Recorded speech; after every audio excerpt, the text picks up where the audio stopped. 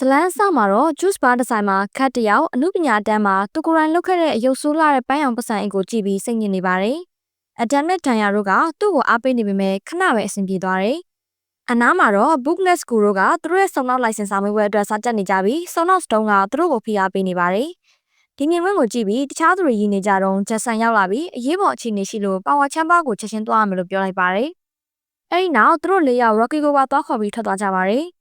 ပါဝါချမ်းမကိုရောက်တဲ့အခါမှာတော့ Ranger တွေဟာ Tommy, Alpha 5နဲ့အတူကိုယ့်ကို Billy လို့မိတ်ဆက်တဲ့အဖိုးကြီးတယောက်ကိုတွေ့လိုက်ရပါတယ်။တကယ်ချင်းနဲ့အံ့ဩနေတာကိုမြင်တော့ Billy ကအရင်က Master Vine က Off for Dawn ကိုတုံးပြီးအချိန်ကိုနောက်ပြန်ဆုတ်ခါသူတို့ကိုကလေးတွေဖြစ်အောင်လုပ်ခဲ့တဲ့အကြောင်းပြန်ပြောပြပါတယ်။ Billy ကသူ့ရဲ့ Regenerator device ကိုတုံးပြီးသူ့ရဲ့အသက်အရွယ်ကိုပုံမှန်ပြန်ဖြစ်အောင်လုပ်ခဲ့ပေမဲ့အဲဒီဆက်ကပျက်စီးသွားခဲ့တယ်။အခုတော့အဲဒီဆက်ရဲ့အန္တရာယ်ရှိတဲ့ဘေးထွက်ဆိုးကျိုးတစ်ခုပေါ်လာပါပြီ။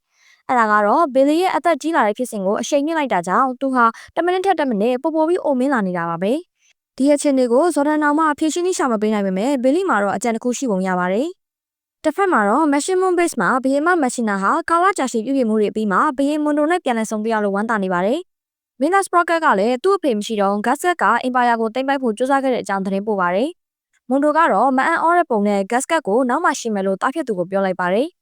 သူက Lozan နဲ့ Rita Repulsa တို့ပြန်ရောက်လာပြီဆိုတဲ့သတင်းရထားတယ်လို့သူ့မိသားစုကိုအသိပေးလိုက်တယ်။ကဘာပေါ်ကပုံးခွေရနေရတစ်ခုကနေနားထောင်နေတဲ့ Gasket ရဲ့အာချာရီနာတို့ကတော့မွန်ဒိုရဲ့အပြစ်ပေးမဲ့အစီအစဉ်ကိုကြားပြီးမကြင်မနဲ့ဖြစ်ကကဘာဂျိုကနေလောလောဆယ်ထွက်ပြေးဖို့ဆုံးဖြတ်လိုက်ကြတယ်။ခရီးဆိုင်ကိုပြန်ရောက်တော့ကန်နဲ့ဘီလီတို့ဟာပျောက်ဆုံးပစ္စည်းထားတဲ့နေရာမှာဘီလီရဲ့တခြားကိရိယာတွေကိုတစုံတစ်ယောက်တွေ့ထားမလားလို့ရှာဖွေနေကြပေမဲ့ဘာမှမရှိပါဘူး။ဘီလီကအာနီရဲ့ပါမုန်ကင်ဇက်ကိုတွေ့လို့ပျော်သွားပြီးခက်ကတော့သူ့ရဲ့အယုတ်ဆိုးတဲ့ပတ်စံအိတ်ကိုပြန်တွေ့လို့စိတ်ပြတ်သွားပါတယ်။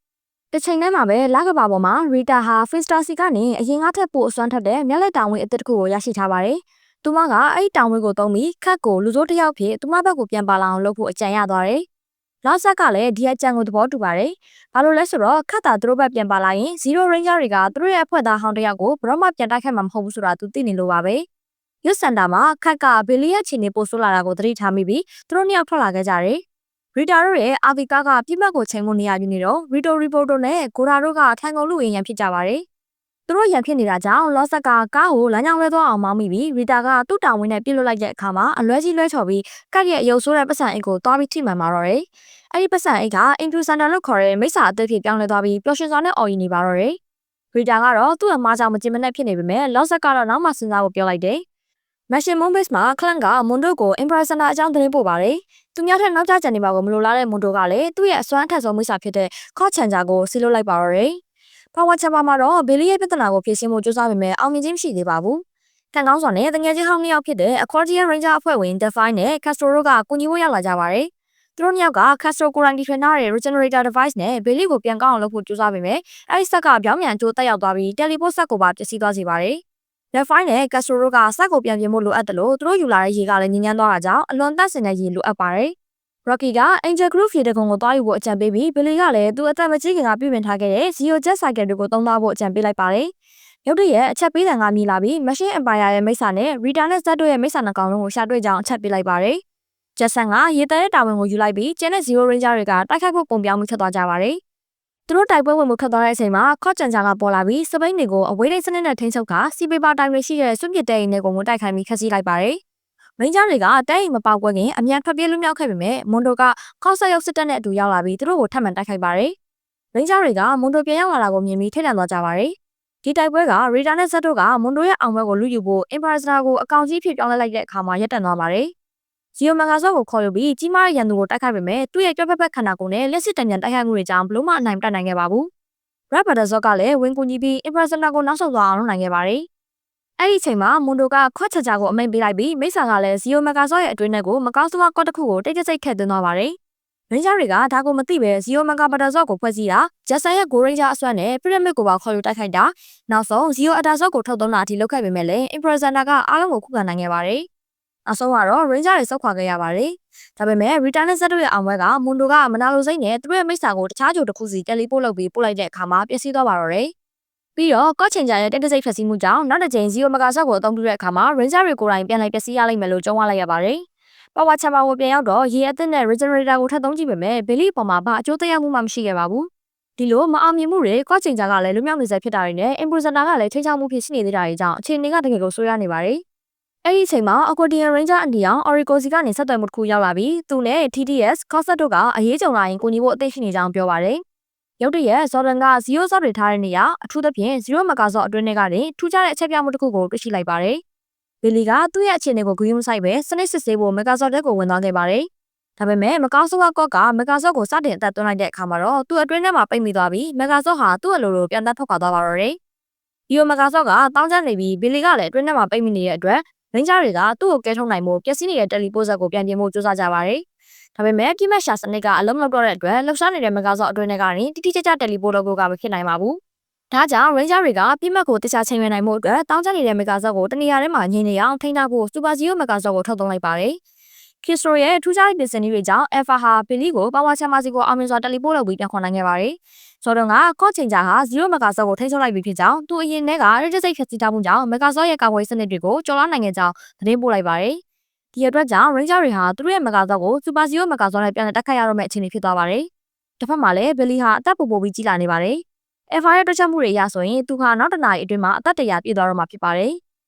လာကဘာပေါ်မှာတော့မွန်တိုရဲ့မိစ္ဆာက megazord တစီကို Ranger တွေဘက်ပြန်လည်တက်ခတ်နေတာကိုမြင်ပြီး Rita ကဒေါသထွက်နေပေမဲ့ဇက်ကတော့ဂရုမစိုက်တဲ့ပုံနဲ့နေပါတယ်။ဒါပေမဲ့ Finster က Introsenita ဟာကဘာပေါ်ကိုပြန်ရောက်နေပြီဖြစ်ကြောင်းသတင်းပို့လိုက်ပါတယ်။သူ့ရဲ့ပြန်ရောက်လာမှုက Ranger တွေအတွက်တကယ်ကိုထိတ်လန့်တုန်လှုပ်သွားစေခဲ့ပါတယ်။ Introsenita ဟာ Super Zero megazord ရဲ့အထက်ကိုတယ်လီပို့နဲ့ရောက်လာပြီး Ranger တွေကိုတိုက်ခိုက်ပြီးကော့ချေချာဘက်ကိုအာရုံစိုက်လိုက်ပါတယ်။ megazord နှစ်စီ Angel Group မြို့ထဲမှာအပြိုင်ဆိုင်ဖျက်ဆီးတောင်းတနေကြချိန်မှာ Book နဲ့ Skuro ကတော့သူတို့ရဲ့ဆောင်းမောင်းလိုင်စင်စာမှုဘက်ကိုစတင်ပြေဆိုနေကြပါတယ်။သူတို့ကတော့ဒီအချက်ပေးစာတွေတောက်ခါမှုတွေနဲ့ဖျက်ဆီးစာတွေအားလုံးဟာဖီအားတန်ကိုဘယ်လောက်ခံနိုင်ရှိတယ်ဆိုတာစမ်းသပ်တဲ့စာမေးပွဲရဲ့အစိတ်ကိုင်းထူပဲလို့ထင်နေကြပြီးသူတို့ပတ်ဝန်းကျင်ကရုံးခန်းကြီးပြိုကျလာနေတာတောင်လှစ်လူရှူထားကြပါတယ်။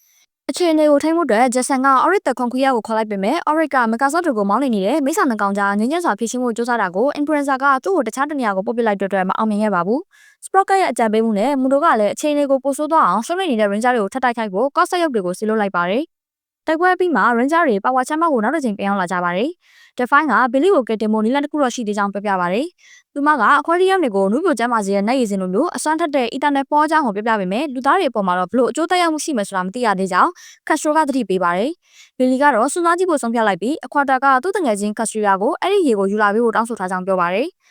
Define က Influencer ဟာအာယုံလွယ်လွယ်နဲ့လွှဲလို့ရကြောင်းသတိထားမိရလို့ပြောလိုက်တဲ့အခါကတ်ကအစီအစဉ်တစ်ခုရသွားပါတယ်။ Zero Ranger ယောက်ျားလေးတွေက Influencer ကိုသွားစားကြပြီးသူ့ကိုအာယုံလွှဲလိုက်ပါတယ်။သူကလည်းတကယ်ပဲထောင်တော့တဲမိပြီး Super Zero megazord ကိုပြစ်ထားကသူတို့ကိုတိုက်လိုက်ပါတယ်။ Rita ကတော့ဒီလောက်ကြီးမားတဲ့အမှားလုပ်ခဲ့တဲ့အတွက်သူ့မိစ္ဆာကိုတိုက်ပွဲကနေပြန်ဆွဲခေါ်ပြီးအပြစ်ပေးပါတော့တယ်။အချိန်ထဲမှာပဲ Ranger ယောက်ျားလေးတွေက Super Zero megazord ကိုပြန်လည်ထိန်းချုပ်ပြီးကော့ချိန်ဂျာကိုတားဆီးထားချိန်မှာ Ranger မိန်းကလေးတွေက Zero megazord တက်ကိုခိုးဝင်သွားကြပါတယ်။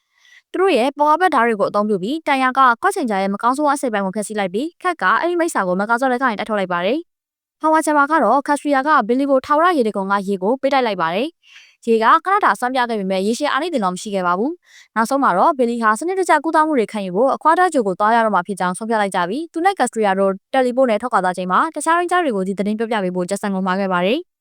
လာကဘာပေါ်မှာ Fister ကမွန်တိုဟာ Constant အင်အားအများပြားကိုကဘာကိုထပ်မံတိုက်ခိုက်ဖို့ဆေးလုပ်နေကြောင်းကြားပြကြရှိတဲ့သတင်းကို Rita နဲ့ဇက်ကိုပြောပြလိုက်ပါတယ်။သူများတဲ့နောက်ကျကျန်နေမှာကိုမလိုလားတဲ့ Rita ကလည်း Influencer ကိုကဘာစီပြန်လုပ်လိုက်ပါတယ်။ပါဝါချမ်းမရဲ့အချက်ပေးတန်ကထမိလာပြီးမိစ္ဆာနှကောင်နဲ့ Constant ကြီးဟာ Angel Group ကော်စီယာမှာလာရောက်စုစည်းနေကြပါတယ်။ Jason တိုက်ပွဲဝင်မှုထွက်သွားတဲ့ချိန်မှာ Aquarium Ranger အဖွဲ့သားအလုံးကပါသူနဲ့အတူပူးပေါင်းပါဝင်လာပြီး Ranger တွေနဲ့မိစ္ဆာတွေကြားမှာအလွန်ကြီးမားတဲ့တိုက်ပွဲကြီးတစ်ခုစတင်ဖြစ်ပွားပါတော့တယ်။ခေါက်တွေကိုရှင်းလင်းပြီးချိန်မှာ Clan နဲ့ Overs တို့ရောက်ရှိလာပြီးခေါက်ချင်းကြကိုအကောင်ကြီးဖြစ်အောင်လုပ်လိုက်တယ်လို့ Rita နဲ့ Zed တို့ကလည်းသူတို့ရဲ့တောင်ဝေးတွေကိုရှက်ပြီး Influencer ကိုကြီးမားလာစေပါတယ်။ Zero Ranger တွေကဒီမိစ္ဆာကြီးတွေကိုတိုက်ခိုက်ဖို့ Super Zero Sword တွေကိုခေါ်ယူလိုက်ပြီး Jason နဲ့ Alliance Ranger တွေကတော့ကြန့်ရှိနေတဲ့ခေါက်တွေကိုဆက်လက်ရှင်းလင်းနေကြပါတော့တယ်။ Sprocket ကမိစ္ဆာနှကောင်ကိုပေါင်းဆက်ပြီးပိုကျက်ဆရာကောင်းတဲ့ Call Ambassador ဆိုတဲ့ပေါင်းဆက်မိစ္ဆာကြီးကိုဖန်တီးဖို့အကြံရသွားပါတော့တယ်။ Zero Ranger တွေက Super Zero megazord ကိုဖွဲ့စည်းပြီးအပိသက်တိုက်ခွဲဖြစ်တဲ့ Super Zero Saber နဲ့တိုက်ခိုက်ခဲ့ပေမဲ့အလုံးမဖြစ်ခဲ့ပါဘူး။ဒါကြောင့် Zero megazord, Red Bulldozer နဲ့ Warrior Re တို့ကိုပါအကူအညီတောင်းပြီးထပ်မံခေါ်ယူလိုက်ရပါတယ်။ megazord နှစ်ခုနဲ့ Red Bulldozer တို့ပူးပေါင်းပြီး Warrior Re ကိုသူတို့ကြားထဲမှာလွှဲပစ်ကစားရင်သူတို့ဖန်တီးလိုက်တဲ့စွမ်းအင်ဝဲကရဲ့အလဲမှာပေါင်းဆက်မိစ္ဆာကြီးကိုပိတ်လောင်ထားလိုက်ပါတယ်။အဲ့ဒီစွမ်းအင်ကြောင့် Call Ambassador အားနေသွားချိန်မှာ Warrior Re ကနောက်ဆုံးပိသက်တိုက်ခွဲနဲ့အနိုင်ယူချေမှုန်းလိုက်နိုင်ခဲ့ပါတယ်။တိုက်ပွဲပြီးဆုံးသွားတဲ့အခါ Zero Ranger တွေကသူတို့ကိုနောက်တစ်ချိန်ကူညီခဲ့တဲ့အတွက် Aquarium Ranger တွေကိုကျေးဇူးတင်စကားပြောကြားခဲ့ပါတယ်။နောက်တစ်နေ့မှာတော့ Book နဲ့ Skuro ဟာ Sonos Stone စီကသူတို့ရဲ့စာမေးပွဲအဖြေလွှာကိုရရှိခဲ့ပါတယ်။သူတို့နှစ်ယောက်စာမေးပွဲအောင်သွားကြောင်းသိလိုက်ရပြီး Sonos Stone ကမိစ္ဆာတော်တိုက်ခိုက်မှုကြားထဲမှာလှုပ်ခဲ့လို့အပေါ်စုမှတ်မရခဲ့ရင်မင်းတို့ကြာရှုံးမှာလို့ပြောလိုက်ပါတယ်။အစာပိုင်းမှာသူတို့နှစ်ယောက်ပျော်သွားကြပေမဲ့မိစ္ဆာတိုက်ခိုက်မှုကတကယ်ဖြစ်ပွားခဲ့ပြီးသူတို့တင်နိုင်ခဲ့တဲ့ဆိုတာကိုသဘောပေါက်သွားတဲ့အခါချက်ချင်းပဲမျက်နှာကျသွားပြီးသူတို့ရဲ့ရှေ့မှာရှိနေတဲ့ရေခဲမုတ်ခွက်ကြီးတွေတဲကိုမိလဲကျသွားပါတော့တယ်။ တစ်ဖက်မှာတော့ပါဝါကျမ်းမာတဲ့မှာ Zero Ranger တွေဟာအခွာထားကျူဘောကဘီလီစီကနေသတင်းစကားတစ်ခုလက်ခံရရှိပါတယ်။ဘီလီဟာသူ့ရဲ့မူလအသက်အရွယ်ကိုပြန်ရောက်နေပြီဖြစ်ပါတယ်။ Ranger တွေကအင်ကိုဘယ်တော့ပြန်လာမလဲလို့မေးကြပေမဲ့ဘီလီကသူဟာကက်စထရီယာနဲ့အတူခွာထားကျူဘောမှာပဲဆက်နေတော့မှာဖြစ်ကြောင်းအဲ့ဒီနေရာဟာသူနဲ့အကညီဆုံးနေရာဖြစ်တယ်လို့ခန်းစားတဲ့အတွက်ကြောင့်ဖြစ်ကြောင်းရှင်းပြလိုက်ပါတော့တယ်